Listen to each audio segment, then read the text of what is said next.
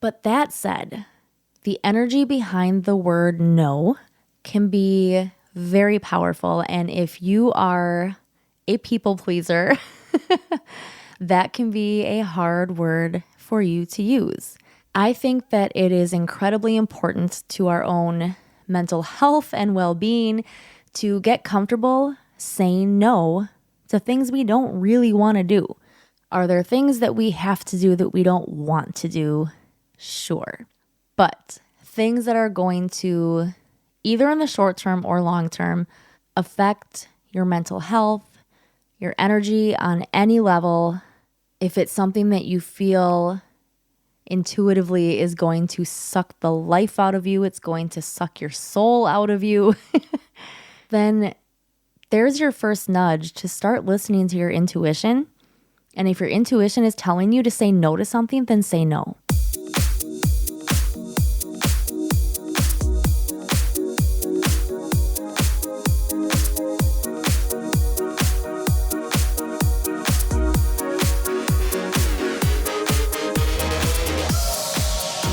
This is the Energy Within podcast, all about accessing, nurturing, and building your energy and confidence so that you can get unstuck and design your life the way you want. My name is Carrie Jokala. I am your host. I am a Reiki master, a fitness instructor, a wife, a mom to 2 little boys, and this is episode 113. I love saying the 100 that comes in between the 1 and the other numbers of these latest podcasts because it's just so cool that I've passed that mile marker. And even though we're now 13 episodes past it, which equates to a few months because it's once weekly, I still think it's so cool. And I'm glad that you're here. Before I launch into today's topic, I want to let you know a couple things. So first of all, I finally got the page up for you to go and purchase packages of Reiki sessions. So there are currently 2 options. The first one is a 3-pack, and that you can use those sessions at your leisure, schedule them whenever you want. You can use them all right away. You can spread them out over a few months. There's technically no expiration date, but I would encourage you to use them fairly often. I will be tracking to help you also keep track of how many sessions you've used, but I would just recommend, don't forget about them. Use them. And then for someone who is 150,000% ready to commit to this, there is an option to do 1 month of Reiki, which is set up currently as 4 sessions intended to be used once weekly for 4 weeks. So I'm recommending, and you'll see all the information there when you go to the page and also when you officially sign up, that I'm pretty much requiring that you need to use all 4 sessions once weekly. That's the agreement once you enter into that one. Of course, if something comes up, somebody is sick, or you have an emergency, of course, absolutely, we can reschedule. I'm just asking that you let me know as soon as you are able and reschedule as soon as possible. Ideally, if we can get them, just tack it on to the end of what your 4th one would have originally been so that we can get through them in the manner intended so that you can have the energy movement and the breakthroughs that I am looking to help you create in this particular package. But also, the day this releases, so if you're listening to it the day of, this is the Wednesday right before Thanksgiving. So, starting on Thanksgiving and going through Cyber Monday, there are some pretty steep, awesome discounts offered for both Reiki sessions and card readings. So, are you ready? So maybe you want to hold off on the packages for a little bit, but they're there if you want to use them. And the Black Friday specials, I love you, but as soon as Cyber Monday is done, that offering is done. So no messaging on Tuesday being like, I missed it, I want to get in. Sorry, I got to stick to it. Hard cutoff, midnight, end of day on Cyber Monday. So Reiki sessions will be discounted to $55.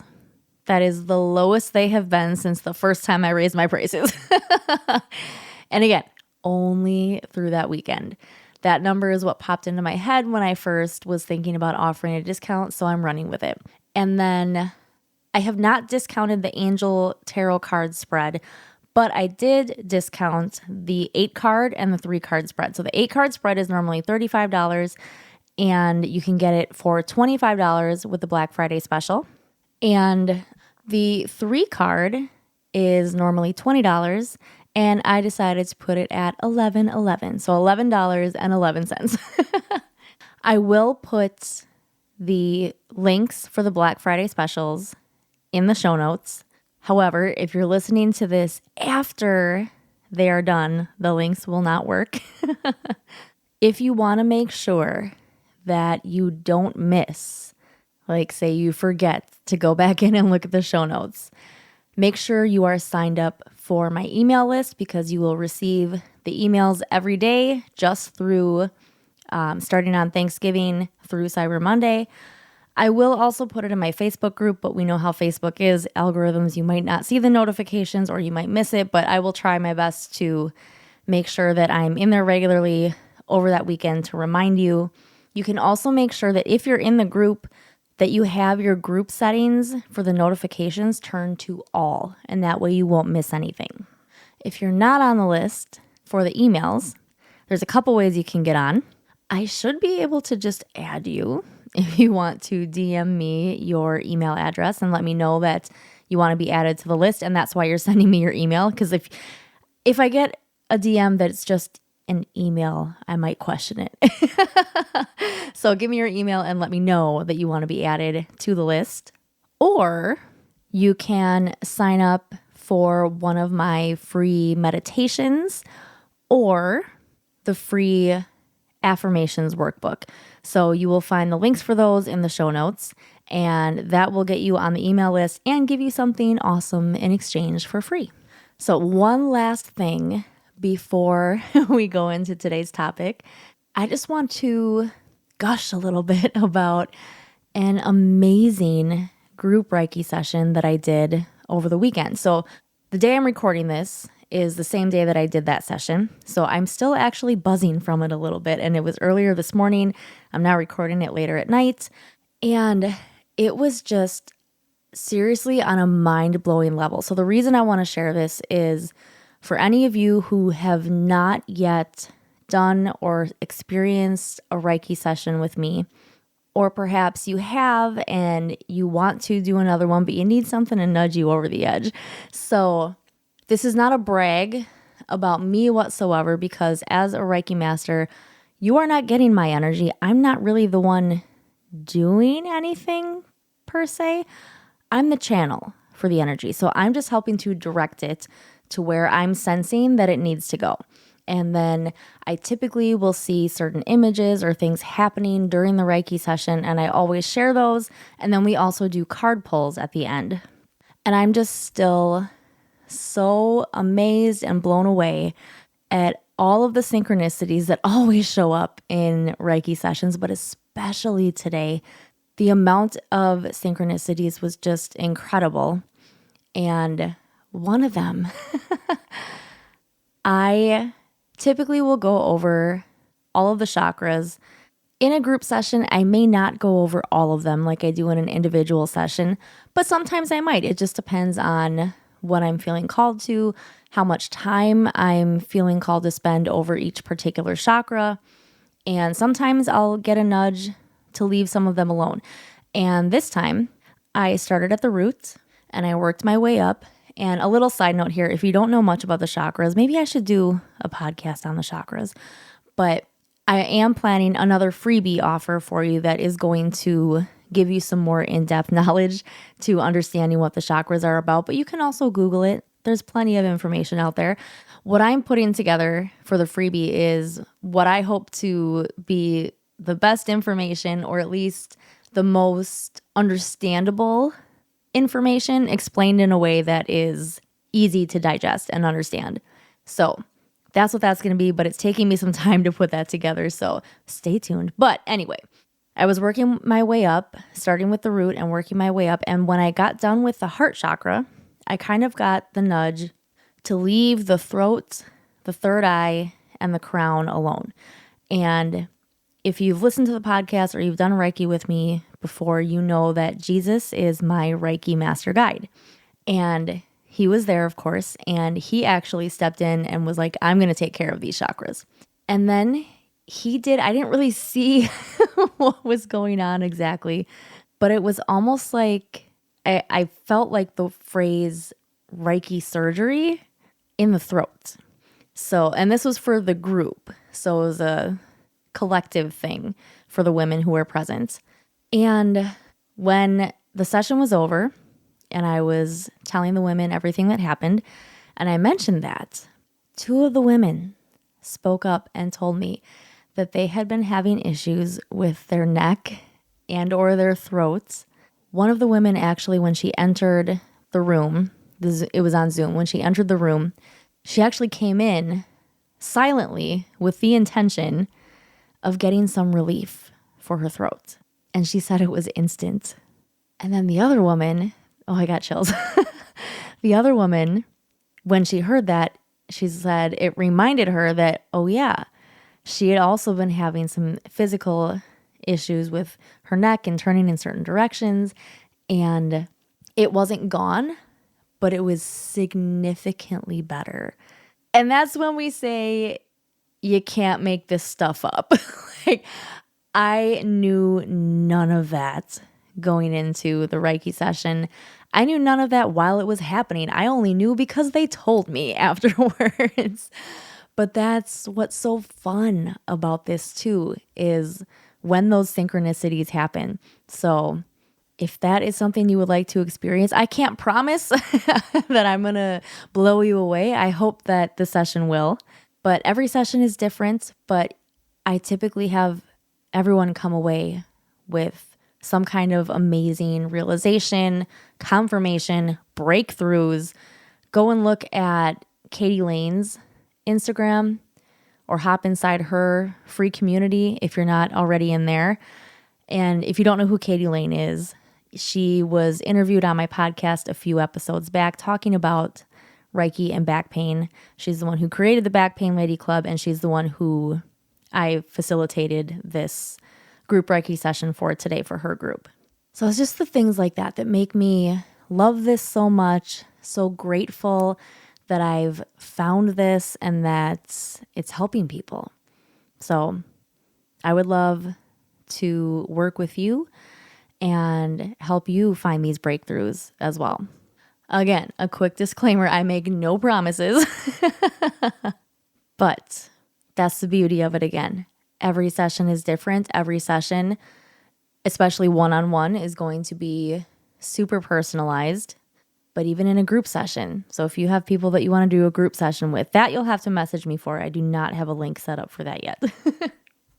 Okay, I have babbled on long enough. Thank you for listening and being here with me. So the topic today is the energy of no. And I may have covered some of this information in the past when I've talked about setting boundaries and things like that, but I just felt called to talk about it again. So if you're a longtime listener of the podcast and I'm repeating myself, I'm sorry. But if you're new, welcome. And I hope that this is helpful. So the first thing I want to note is the reminder that nothing is good or bad, positive or negative, until we label it that way. Now, that's not to say that it's wrong to label something as good or bad or positive or negative. One of, I think, the important messages in Conversations with God, if you haven't read that book, I highly recommend it.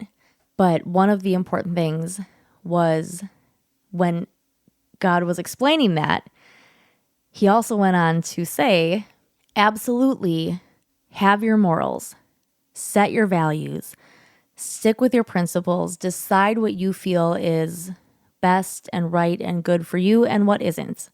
Because that is how we create and experience who we are, what our life is meant to be, and how our soul is going to experience itself and evolve. So the reason I say that is because we've been kind of made to feel, I think, like it's not okay to feel the negative emotions, that it's not okay to be negative. It's not okay to have a low vibration, even momentarily. And if you've been listening and you know my stance, I fully believe that we are supposed to feel our way through, experience, and process all of the emotions that we end up feeling. It's just that once we experience them, whether it's by choice or it was a knee-jerk reaction from something that happened, it's then a choice from that point on how long we're going to experience that. And again, still no right or wrong there. No one else can tell you what the right length of time is to feel sad, angry, to grieve, anything like that. The main thing is just to make sure that you are not remaining stuck there. And sometimes other people can end up being the ones to point it out to you. Maybe you have fallen into a comfort zone and not really feel conscious of being stuck. You might feel it, but you might not be conscious of it. But beyond that, it's up to you. But that said, the energy behind the word no can be very powerful. And if you are a people pleaser, that can be a hard word for you to use. So I first want to tell you that the energy behind the word no is not negative, just because we might think of the word no as something that is associated with negative, positive, negative, yes, no. I think that it is incredibly important to our own mental health and well-being to get comfortable saying no to things we don't really want to do. Are there things that we have to do that we don't want to do? Sure. But things that are going to, either in the short term or long term, affect your mental health, your energy on any level, if it's something that you feel intuitively is going to suck the life out of you, it's going to suck your soul out of you, then there's your first nudge to start listening to your intuition. And if your intuition is telling you to say no to something, then say no. No matter how hard it might be, no matter how painful it might feel, if in the end it's really best for you, then say no. There's so much behind that. But how does it apply for you? That's all you need to think of. That might be another topic for a podcast episode, is that maybe I have covered that before. I feel like it's either been a post or maybe it was a podcast, but maybe it's just time to address it again, that in some ways we kind of are here to be selfish. We are here to grow and experience our own soul's journey. We interact with other people. We interact with other souls. We're meant to interact with other people. But at the end of the day, everything always comes back to us. So start practicing saying no when you really want to say no. If you've been asked to pick up an extra shift at work, and I use this as an example from my restaurant days. So if anyone's listening who I used to work with in the restaurant, this is actually where I first got comfortable with not giving an excuse for saying no. And I don't think that's a bad thing, because what I noticed whenever I would ask other people if they could pick up a shift for me, generally speaking, if it was a no, that was kind of all I got. And not necessarily rudely or at all, but just, no, I'm sorry, I can't. And that was it. Whereas I always, for some reason, unspoken, felt obligated to give a reason. So in most cases, when I said no, it was because I had a legitimate reason. I can't because I'm working at my other job during that time. I can't because I have a doctor's appointment. I can't because of this or that. And then I would run into times where I wasn't scheduled to work. I was so looking forward to some rest time, maybe going and doing something, but most likely staying home, watching House or reading a book, getting in my pajamas, just getting snuggly and just resting. Because I have a history for a very long time of being go, go, go, super stressed out, always having something to do, always feeling stressed and pressured. So anytime I got a moment to actually relax, I was so looking forward to it. But then inevitably, someone might ask me to cover their shift. And it was only a date with myself. And I would feel so bad saying no. So a lot of times I would say yes because in my mind, I didn't have a good excuse. And I now disagree with that. And I think that taking time for yourself is a perfectly good excuse. So remembering that I was not the only person that they could ask to cover their shift. I was not obligated. Nobody was obligated to cover anybody else's shift that was already scheduled. And just like everybody else, I wasn't obligated to give a reason. So I would take a deep breath and I would say or text back, sorry, I can't, and just leave it at that. Here's one that I admit is a little sneaky, but it can be helpful in some situations. I don't know how to do this for Facebook Messenger or Instagram DMs or any of that. There might be a way, but I haven't found it. If you know, let me know. But at least on my text messages, oh, this is so sneaky. But I'm going to encourage you to do it too if you think it's going to help you. I've turned off my read receipts. So no one is ever going to know when or if I opened their message. All you're going to see is a perpetual delivered status until I respond to you. What that allows is for someone who is a people pleaser to take a moment because honestly, there's a little bit of stress there if you know someone can see that you saw their message. So then they're waiting for a response. And maybe your way out is, hey, sorry, I didn't see your message in time, even though you totally did.